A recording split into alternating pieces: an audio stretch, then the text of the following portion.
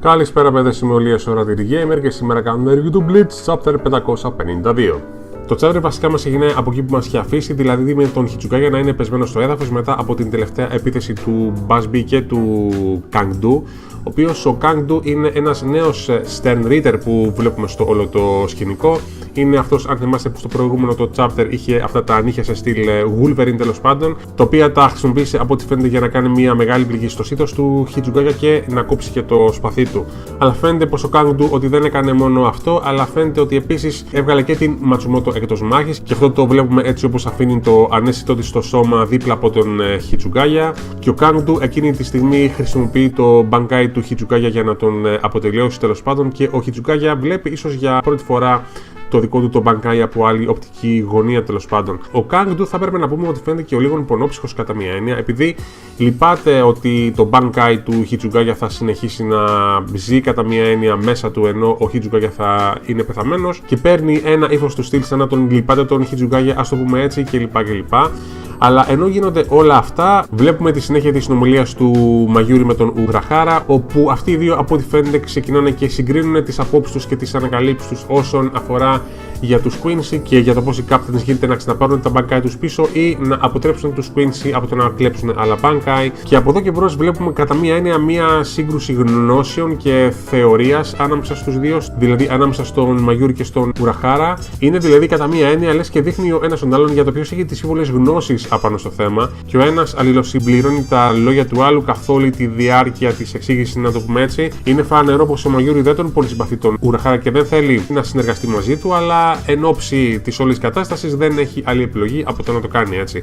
Λοιπόν, και η εξήγηση όσον αφορά τους Quincy και τα Bankai είναι το εξής. Οι Quincy από ό,τι φαίνεται ίσως να καταφέρουν να κλέψουν πάρα πολλά Bankai, αλλά δεν έκαναν καμία απόπειρα για να κλέψουν την ανάλογη την ιδιότητα που έχουν τα Hollow, δηλαδή τα Resurrection με δύο λόγια. Δεν έκαναν καμία απόπειρα για να κλέψουν κανένα από αυτά. Και η εξήγηση είναι απλή. Όπως ξέρουμε, οι Quincy έχουν μία μανία στο να εξοντώσουν οποιοδήποτε Hollow κινείται έτσι. Θα μπορούσε κάποιος να πει ότι αυτό συμβαίνει επειδή έχουν κάποια παλαιά έχθρα ή ότι τα Hollow ότι τους κάνανε κάποιο κακό ή ότι συμβαίνει κάποια βεντέτα, αλλά όπως πολύ σωστά μας λένε και ο Mayuri και ο Urahara τέλος πάντων, και μία βεντέτα και μία έχθρα δεν γίνεται και αυτή να κρατήσει για πάρα πολλά χρόνια. Οπότε, από ό,τι φαίνεται, το όλο μίσος που έχουν οι Quincy απέναντι σε όλα τα Hollows γενικότερα συμβαίνει επειδή τα Hollows είναι δηλητήριο για εκείνους. Δηλαδή η ίδια τους η ύπαρξη είναι ένα δηλητήριο για εκείνους. Το οποίο σημαίνει ότι αν οι Quincy τους μισούν τόσο πολύ,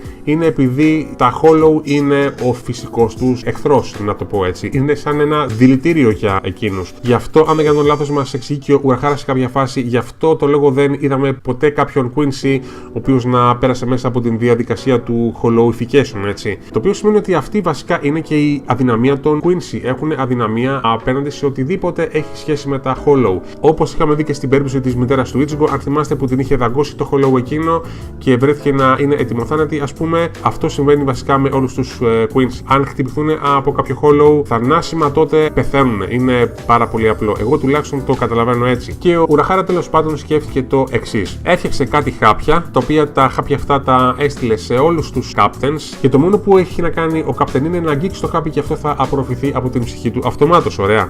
Και αφού γίνει αυτό, τότε παίρνει μια μικρή δόση από Hollow, παίρνει ένα μικρό Hollowification μέσα του, να το πούμε έτσι.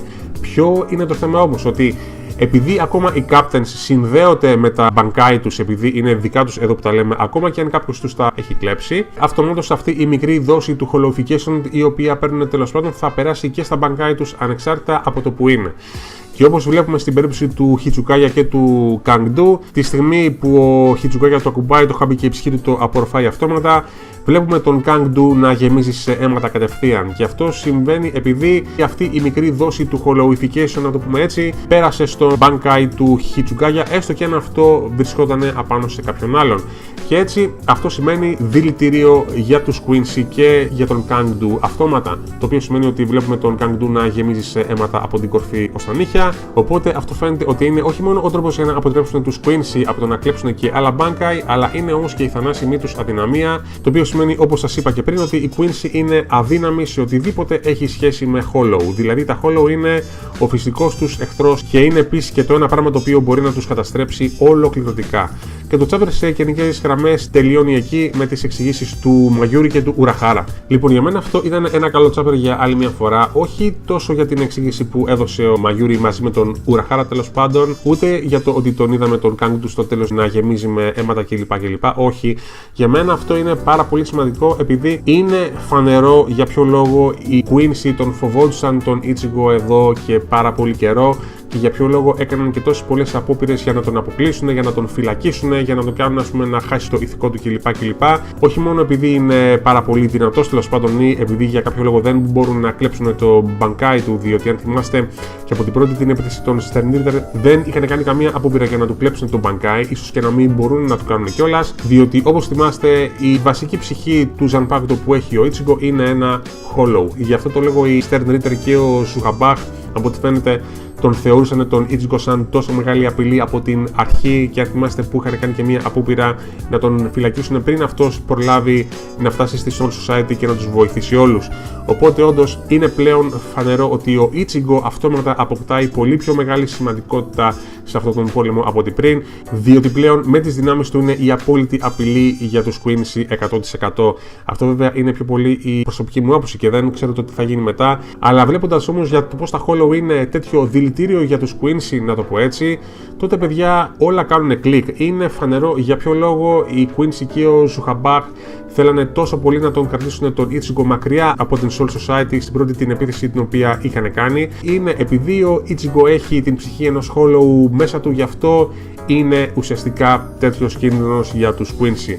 Και ειλικρινά ανυπομονώ να δω για το τι θα γίνει όταν ο Ichigo φτάσει στο πεδίο της μάχης και ξεκινήσει να κόβει κόλλους δεξιά και αριστερά. Τώρα, όσον αφορά για την υπόλοιπη την εξήγηση, χαίρομαι που οι Stern Ritter έχουν κάποια αδυναμία, που θα είχαν φυσικά κάποια αδυναμία. Δεν περίμενα ότι τα Hollow ήταν όντως τέτοια απειλή για εκείνους. Δηλαδή, θυμάμαι από πολύ παλαιότερα επεισόδια και chapters του Bleach ότι οι Quincy γενικώς είχαν την παράδοση, να το πούμε έτσι, να την προστεύουν την ανθρωπότητα από τα Hollows και να τα καταστρέφουν παντελώς. Αλλά φαίνεται ότι αυτό το κάνανε όχι τόσο για να διατηρήσουν τη δικαιοσύνη, όσο για να διατηρήσουν την δικιά τους την επιβίωση, να το πω έτσι. Έστω και αν καταφέρανε να υποδηλώσουν κάποια από αυτά τέλος πάντων και να τα χρησιμοποιήσουν για τους δικούς τους σκοπούς, αλλά και πάλι όχι, διότι από ό,τι φαίνεται τα Hollow για εκείνους παραμένουν μια πολύ πολύ μεγάλη απειλή, ωραία.